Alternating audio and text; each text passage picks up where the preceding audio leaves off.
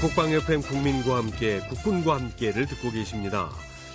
국가유공자는 대한민국의 오늘을 있게 한 주인공들입니다. 유공자를 위한 보호는 국가와 국민의 의무이며 대한민국의 미래를 위한 소중한 사업입니다. 한 주간의 보훈사업을 살펴보는 보훈사업은 국가의 미래, 대한민국 무공수훈자회 하두철 조직국장을 연결하겠습니다. 하두철 국장님 안녕하세요. 네, 안녕하셨습니까? 네, 대한민국 무공수훈자회가 창립 29주년을 맞았다고요? 네, 그렇습니다. 지난 4월 25일이 저희 대한민국 무공수훈자회 생일이었습니다. 네. 창립 29주년 기념일이었는데요. 저희 단체는 국가유공자 등 예우 및 지원에 관한 법률이 1984년 8월에 공포가 되고 85년 2월 1일 2만 7천여 명의 회원이 국가유공자로 일제히 등록을 하면서 단체 설립의 필요성이 제기됐었습니다. 네. 이때부터 단체 설립을 위해서 많은 분들이 동분서주 노력을 하게 되는데요. 1987년 대한무공수훈자회란 이름으로 창립총회를 가지고 88년에는 무공훈장과 보육훈장 수훈자들로 구성된 7개의 임의단체 대표들이 모여서 사단법인 설립준비위원회를 구성하고 그리고 89년 4월 25일 사단법인 대한무공수훈자회를 창립하게 됩니다. 네. 그리고 1991년에는 국가유공자 등 단체 설립에 관한 법률이 개정되면서 대한무공수훈자회를 국가유공자 단체로 인정하는 법적인 근거가 마련이 됐고 네. 이에 따라서 단체 명칭을 특수법인 대한무공수훈자회로 개칭했다가 94년 12월 현재 명칭인 대한민국 무공수훈자회로 한 번 더 이름을 바꾸게 되었습니다. 아, 그렇군요. 창립 기념을 축하합니다. 아무래도 창립 초기에는 어려움도 많았을 텐데 창립 배경과 함께 지금의 무공수훈자회에 이르기까지의 과정을 좀 간략하게 소개해 주시겠습니까? 저희 대한민국 무공수훈자회는 국가수호 유공자 단체로서의 소임을 다해서 자유민주주의 체제의 평화적 조국 통일 성업 달성에 기여함과 동시에 지역사회 봉사 그리고 회원 복지 증진을 목적으로 창립이 됐습니다. 네. 그런데도 고정된 사무실이 없어서 창립 이후에 약 10년 동안은 서울 시내 민간 사무실을 임대해서 사용하느라고 여기저기 떠돌아다니기도 했습니다. 아, 네. 그러다가 제6대 윤태균 회장 취임 이후인 1998년 10월에 현 위치인 용산에 있는 그 전쟁기념관으로 본부 사무실을 이전하게 됐는데요. 네.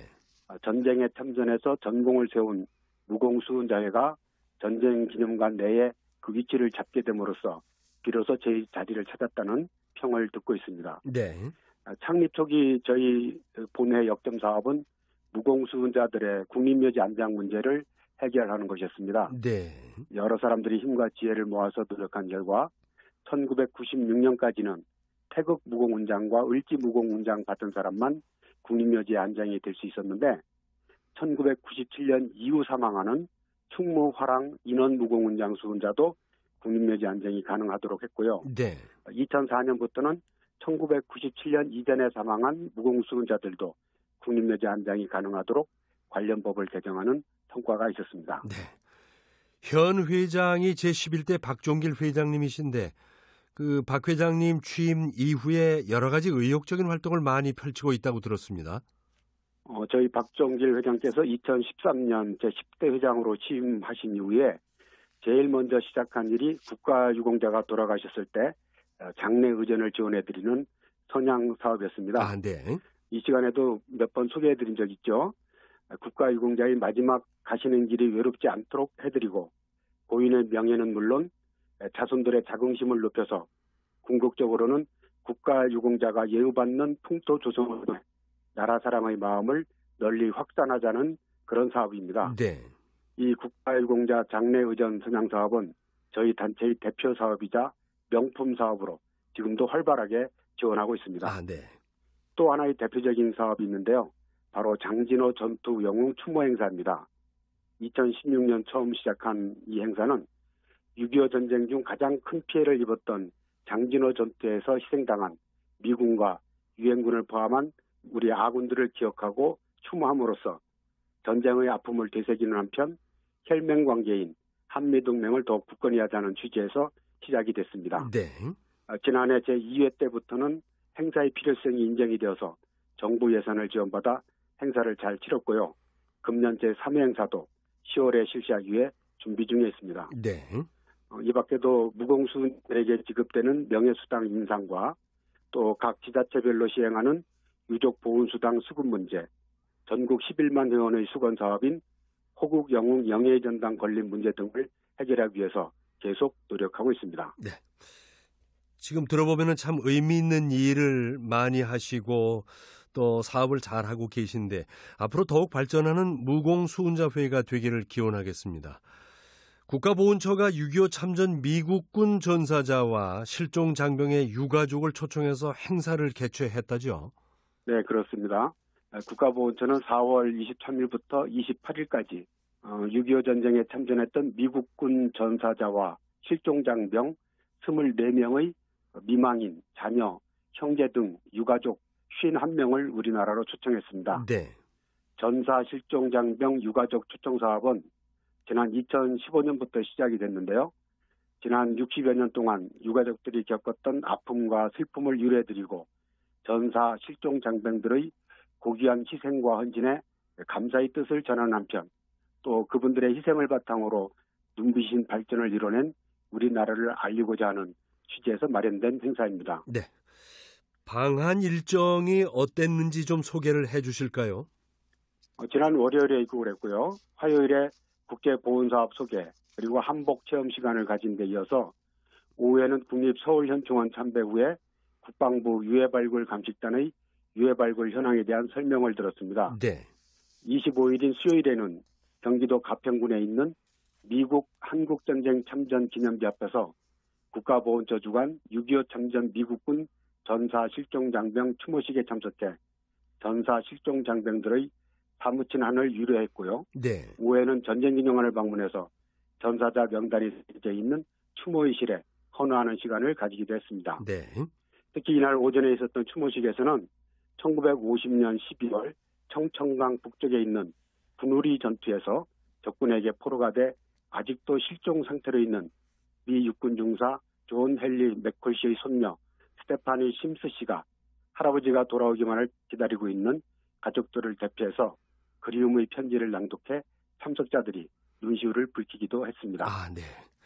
그분들은 네바다 전투 기념식에도 참석하셨다고요? 네, 그렇습니다. 목요일인 26일 오전 육군 제25사단이 주관한 네바다 전투 기념식에 참석하고 오후에는 임진각과 오두산 통일전망대를 방문해서 남북분단의 현장을 체험하는 시간을 가졌습니다. 네. 이 네바다 전투는 1953년 3월에 판문점 동북방 현재의 경기도 연천군 장남면 매항리 주변에 있는 보라고지 일대를 방어하고 있던 미 제1해병사단 제5해병연대가 전초 진지로 침공한 중공군 제124단을 격퇴시키기 위해서 벌였던 방어전투입니다. 네. 네바다 전투라는 이름은 이 전투에 투입됐던 장병들 중에 미국 네바다주 출신이 많아서 이런 이름이 붙게 됐다고 하는데요. 아, 네. 사흘에 걸친 중공군의 끈질긴 공격에도 끝까지 진지를 지켜냄으로써 수도 서울로 연결되는 구랑포 지역을 지키고 정전협정을 유리하게 이끌어낼 수가 있었습니다. 네. 또 이 전투에서는요. 미국 라이프지가 선정한 세계 100대 영웅에 포함된 전쟁 영웅이 탄생했는데요. 네. 바로 레클리스라는 이름을 가진 군마 말입니다. 어허. 원래는 경마장을 누비던 경주마였는데 6.25 전쟁 당시 미 해병대에 소속돼서 탄약과 포탄을 나르는 임무를 훌륭하게 수행했습니다. 네. 특히 레클리스는 포탄이 터지는 상황에서도 보급기지에서 네바다 고지까지 수없이 왕복하면서 장병들에게 생명과도 같은 탄약을 공급해 전투를 지원하는 역할을 톡톡히 해냈다고 합니다. 아, 참 그런 감동적인 일화도 있었군요. 그런데 이번에 방한한 분들 중에 특별한 사연을 가진 분들도 있다면서요? 이번에 방한한 분들 중에 케이스 K씨란 분이 계신데요. 네. 이분은 1952년 1월에 전사한 휴 보이드 케이스 미 육군 소령의 조카입니다. 네. 케이스 K씨 본인은 미 해군 전투기 조종사 출신으로 걸프전에 참전한 경력이 있고요. 또 그분의 딸은 현재 미 육군 소위로 동두천에 있는 캠프 케이시에서 근무 중인데 네. 이 캠프 케이시란 이름이 바로 휴 보이드 케이시 소령의 이름을 따서 지은 거니까 아하. 우연치고는 참 대단한 우연이 아닐 수 없고요. 또 대를 이은 대한민국 사랑이 아주 특별한 가문이라고 생각이 됩니다. 네. 또 함께 방하는 리키 헌트 씨는 2015년 강원도 양구에서 유해가 발견돼서 본인의 83번째 생일날 본국으로 송환되었던 참전용사 다니엘 헌트 씨의 조카이기도 하고요. 네. 또 같이 온 에릭 카세 씨라는 분은 1950년 실종된 토마스 카세 씨의 조카인데요. 에릭 씨 아버지 제임스 카세 씨 역시 6.25 전쟁에 참전한 참전용사였습니다. 네. 에릭 씨에 의하면 아버지 제임스 씨는 함께 참전했던 형제가 실종이 되고 자기만 가족 품에 돌아왔다는 사실에 계속 슬퍼하면서 살아왔는데 2003년 세상을 떠날 때까지 패트릭 시거를 그리워하면서 그의 유해라도 발견되기를 간절히 바랐다고 하면서요. 아버지가 생전에 한국을 다시 방문하기를 간절하게 원했었는데 이번에 자기가 아버지 대신 한국 정부 초청을 받게 돼서 감격스럽다는 소감을 밝히기도 했습니다. 네.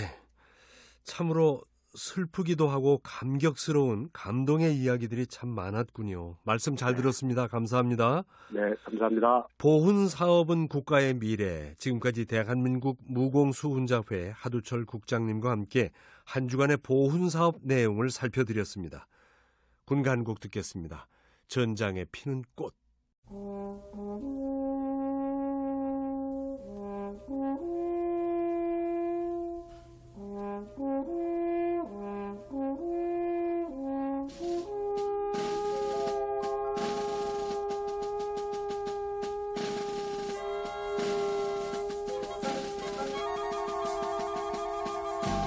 곡성이 멈추고 한 송이 꽃이 피었네. 평화의 화신처럼 나는 꽃을 보았네. 거칠은 이들 안에 용사들의 너처럼 오나의 전우연 오나의 전우연 이 전쟁이 끝나고 평화가 오면 내 너를 찾으리 오나의 전우연 오나의 전우연 이 전쟁이 끝나고 평화가 오면 내 너를 찾으리